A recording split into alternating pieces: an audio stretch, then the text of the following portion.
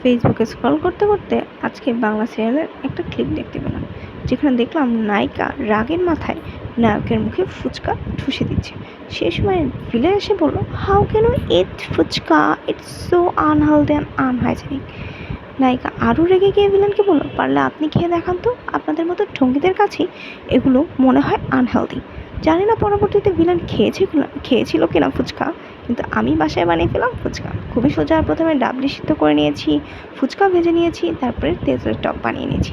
তেঁতুলের টক বানানোর জন্য তেঁতুল, ডাবলি এবং পানি দিয়ে কাঠ তৈরি করে চিনি, লবণ, চটপটি মশলা, শুকনা গুঁড়া মরিচ, কাঁচামরিচ মিশিয়ে বানিয়ে ফেলাম তেঁতুলের টক। এরপরে শসা, টমেটো, পেঁয়াজ এগুলো কুচি করে সিদ্ধ করা ডাবলির সাথে মিশিয়ে নিয়েছি।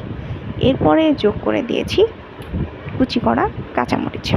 কুচি করা কাঁচামরিচ যোগ করার পরে লবণ এবং চটপটির মশলা মিশিয়ে মাখিয়ে নিয়েছি। আসল কাজ কিন্তু হয়ে গেছে, এখন ফুচকা বানানোর পালা।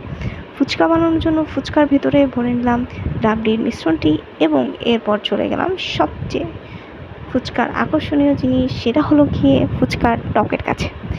ফুচকার টক ফুচকাতে ভরে খেয়ে নিলাম হেলদি ফুচকা।